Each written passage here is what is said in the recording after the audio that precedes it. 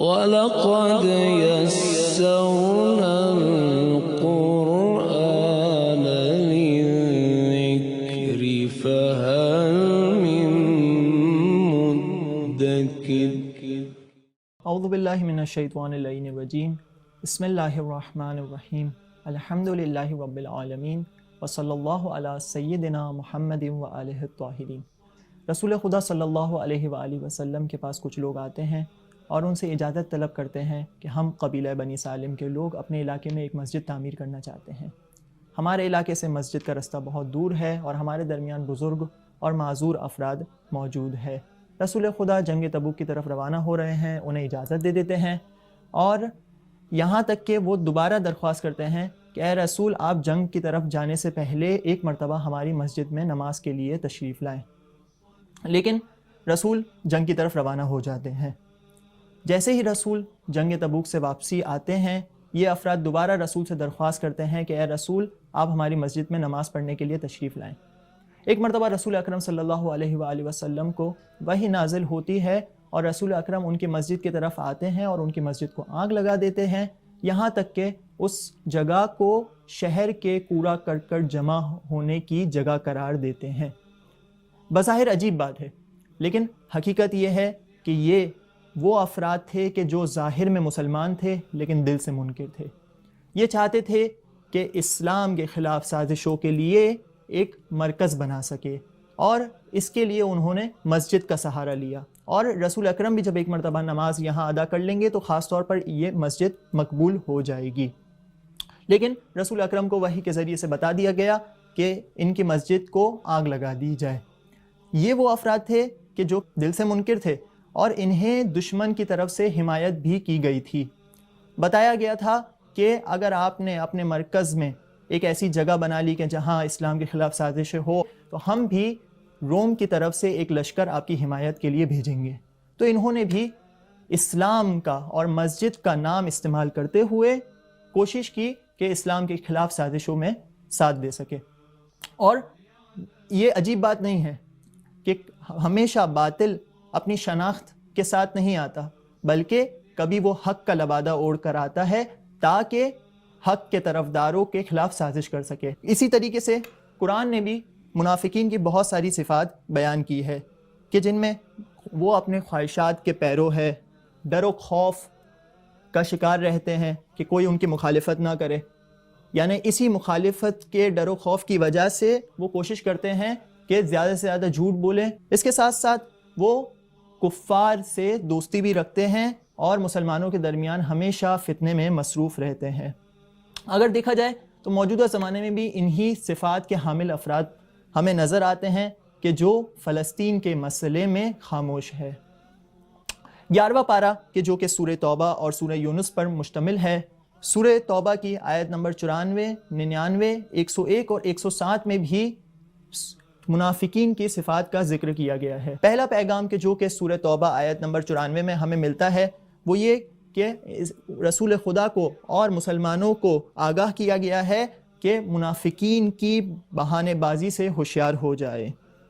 کیوں؟ اس لیے کہ یہ 80 کے قریب منافقین تھے کہ جنہوں نے جنگ تبوک میں شرکت نہیں کی۔ یہ آپ کے پاس آئیں گے اور آنے کے بعد عذر خواہی کریں گے، معافی مانگیں گے، قسمیں کھائیں گے تاکہ آپ کو راضی کر سکے، لیکن ہوشیار کہ یہ چاہتے ہیں کہ آپ کو فریب دے اور فریب دے کر آپ کے اندر نفوذ کرے۔ اور قرآن ان کے بارے میں فرما رہا ہے فَسَيَرَ اللَّهُ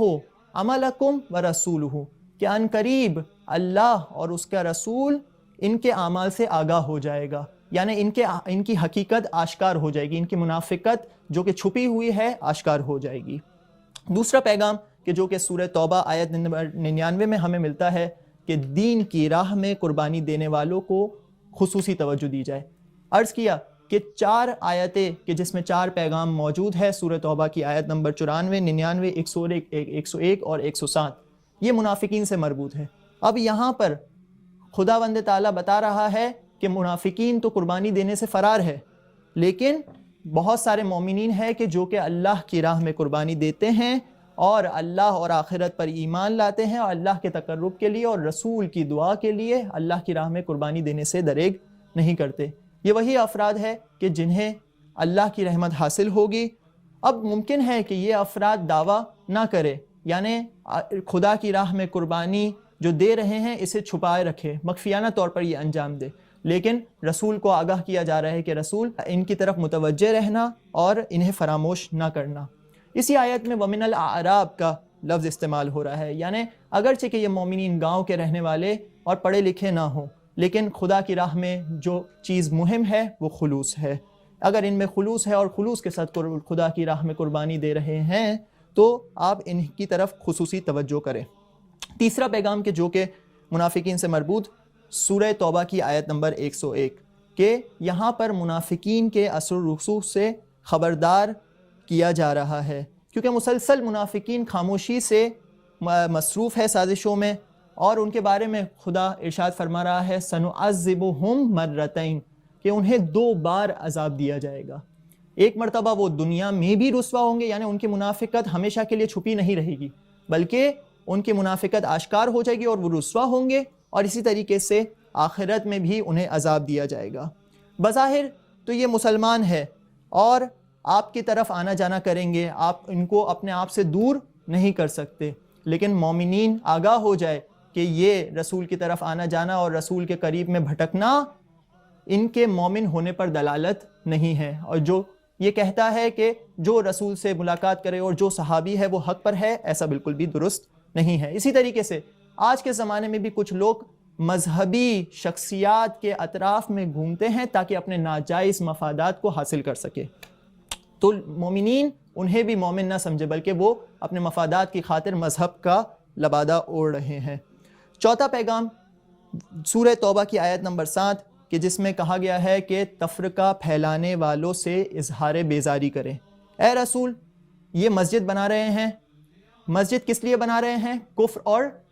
تفریق کے لیے، تفریقے کے لیے مسجد بنا رہے ہیں، مسلمانوں کے خلاف اقدامات کے لیے ایک مرکز بنا رہے ہیں، تو لا تقم فیہ ابدا، اگلی آیت میں سورہ توبہ آیت نمبر 108 میں حکم دیا جا رہا ہے کہ لا تقم فیہ ابدا، یعنی ان کی مسجد میں بالکل بھی آپ نے نہیں جانا۔ اور اس کے علاوہ کفرن و تفریقن، یعنی اس آیت کے اندر کفر اور تفریق کو برابر قرار دیا گیا ہے کہ جو شخص تفرقہ کر رہا ہے در حقیقت وہ کفر کے مرتبے تک پہنچ چکا ہے۔ سورہ توبہ آیت نمبر 111 کے اندر خداوند تعالی ہمیں یہ پیغام دے رہا ہے کہ شہادت مومن کے لیے محض فائدہ ہی فائدہ ہے، اس میں کوئی نقصان نہیں ہے۔ ان اللہ اشتری من المؤمنین کہ خداوند تعالی مومنین سے خریدار ہے، کس چیز کا؟ چاہتا ہے کہ ان کی جان اور اموال کو خرید لے جنت کے عوض۔ کیا بہترین قیمت ہے، جنت کے عوض جان اور مال کو خریدنا چاہتا ہے، اور خدا یہ حکم دے رہا ہے کہ یہ تو میں نے ہی تمہیں دیا ہے اور میں ہی تم سے بہترین خریدنے والا ہوں، صرف مجھے ہی بیچو۔ اور اس کی بارز مصداق امام علی علیہ السلام ہے کہ جنہوں نے فرمایا کہ اللہ کی قسم تلوار کے 1000 وار مجھ پر آسان ہے اس سے کہ میں بستر پر مروں۔ اس کے علاوہ اسی آیت میں ایک اور پیغام بھی ہمیں یہ ملتا ہے کہ انفسہم کو مقدم کیا گیا ہے اموالہم پر، کہ جب اسلام کو آپ کی جان کی ضرورت ہو، مومنین کی جان کی ضرورت ہو، تو کچھ لوگ آئیں گے اور کہیں گے کہ اے رسول ہمارا مال لے لیں، لیکن ہم سے اپنی جان کا تقاضا نہ کرے۔ لیکن خدا اس بات کو یعنی انفسہم کو مقدم کر کے یہ بتا رہا ہے کہ خدا کے نزدیک جان کی اہمیت مال سے زیادہ ہے۔ چھٹا پیغام کہ جو کہ سورہ توبہ آیت نمبر 118 میں ہے کہ خیانت کرنے والوں کا معاشرتی بائیکاٹ کیا جائے۔ یہ اس داستان سے مربوط ہے کہ جنگ تبوک میں 3 افراد نے شرکت نہیں کی، رحمت للعالمین ہے رسول، لیکن پھر بھی وہ جب توبہ کرنے کے لیے آئے تو رسول نے ان کی توبہ کو قبول نہ کیا۔ یہ اس وجہ سے تھا کیونکہ انہوں نے رسول کی مخالفت کر کے خدا کے ولی کی مخالفت کے کبھ کو ختم کر دیا۔ کیونکہ یہ 3 افراد آج جنگ میں جانے سے انکار کر رہے ہیں، کل مزید جنگوں میں بہت سارے افراد جانے سے انکار کر دیں گے، اور یہی چیز مسلمانوں کے تضعیف ہونے کا سبب بنے گی۔ اس بنا پر اس کا حل بتایا جا رہا ہے کہ رسول انہیں تنبیہ کریں، یعنی تنبیہ کا واحد حل بائیکاٹ ہے۔ معاشرے میں ان کے خلاف بائیکاٹ ہو جائے گا، کوئی بھی ان سے بات نہیں کرے گا یہاں تک کہ یہ شرمندہ ہو کر توبہ کریں گے، اور ایسا ہی ہوا اور ان کی توبہ قبول ہوئی۔ 7واں پیغام سورہ توبہ کی آیت نمبر 113 میں ہے کہ جس میں حکم دیا جا رہا ہے کہ اپنے دینی تعلق کو ذاتی تعلق پر فوقیت دیں، کیونکہ حکم دیا جا رہا ہے کہ اے رسول آپ مشرکین کے بارے میں دعا نہ کریں، مغفرت طلب نہ کریں۔ مشرکین کہ جنہوں نے شرک کیا ہے ان کی مغفرت نہیں ہو سکتی، مشرکین تو قابل مغفرت ہی نہیں ہیں، تو آپ دعا نہ کریں چاہے وہ آپ کے قریبی رشتہ دار ہی کیوں نہ ہوں۔ لیکن دیگر گناہوں کے بارے میں یہ توبہ کا دروازہ کھلا ہے، اور ماہ رمضان بھی بخشش کا مہینہ ہے کہ گویا حسین انداز میں خدا اپنے بندوں سے مخاطب ہے کہ اے میرے بندو کہ جنہوں نے اپنے جانوں پر زیادتی کی ہے، لا تقنطوا من رحمت اللہ، کہ اللہ کی رحمت سے مایوس نہ ہونا، کہ ان اللہ یغفر الذنوب جمیعا، کہ اللہ تعالیٰ تمام کے تمام گناہوں کو معاف کر دے گا۔ سورہ توبہ آیت نمبر 122 میں 8واں پیغام کہ جس میں کہا جا رہا ہے کہ معرفت دین کے لیے ہجرت کرنا، کہ مومنین میں سے ایک جماعت دینی تعلیم حاصل کرنے کے لیے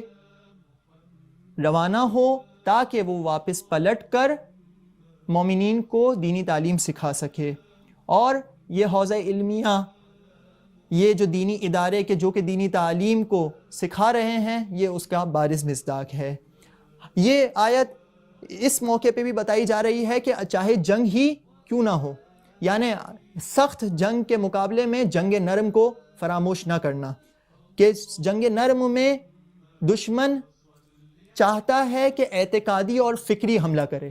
تو اس لیے مومنین کی ایک جماعت جائے اور دینی تعلیم حاصل کرے تاکہ اس فکری اور اعتقادی حملے کا بھی بھرپور جواب دے سکے اور لوگوں کو بچایا جا سکے۔ اور جو دینی علوم کو سبک نہ سمجھے، انہیں ہلکا نہ لے، تو وہ کمال کی انتہا تک پہنچ سکتا ہے، کہ امام باقر علیہ السلام اس کے لیے 3 علامت بیان کرتے ہیں کہ جو کمال کی انتہا تک پہنچنا چاہتا ہے اس کی یہ 3 علامت ہے کہ وہ دینی تعلیم کو صحیح طریقے سے حاصل کرتا ہے کہ جس طرح حاصل کرنے کا حق ہے، بلاؤں پر صبر کرتا ہے، اور اپنے مالی معاملات کی مدیریت کرتا ہے۔ 9واں پیغام سورہ یونس کی آیت نمبر 15 میں ہے کہ جس میں خداوند عالم یہ پیغام دے رہا ہے کہ اپنے مرضی کے دین کے بجائے حقیقی دین پر عمل کرو، کیونکہ کفار میں سے بہت سارے افراد جو کہ مسلمان ہونے کے لیے تیار تھے، لیکن وہ چاہتے تھے کہ ان احکام کے اوپر ہم عمل نہیں کریں گے، اس کے بدلے میں دوسرے احکام آ جائے، اس کے بدلے میں دوسرا قرآن آ جائے۔ لیکن مومن وہ ہے کہ جو اپنے اعمال اور کردار کو قرآنی تعلیمات کے مطابق انجام دیتا ہے،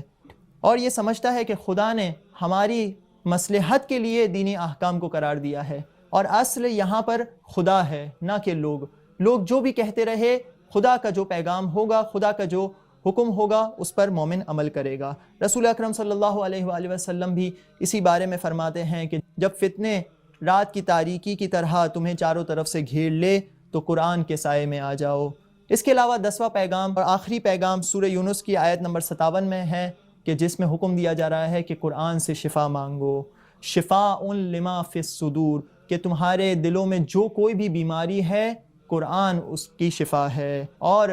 ہمیں چاہیے کہ قرآن کے مکتب سے جڑ جائے، نہ یہ کہ مغرب کی پیروی کرے اور اسلام کو قربان کر دے۔ امام علی علیہ السلام فرما رہے ہیں کہ قرآن میں غور و فکر کرو کہ یہ لوگوں کے دلوں کی بہار ہے۔ خداوند ہمارے دلوں کو قرآن کے نور سے منور کریں۔ وآخر الدعوانا ان الحمد للہ رب العالمین۔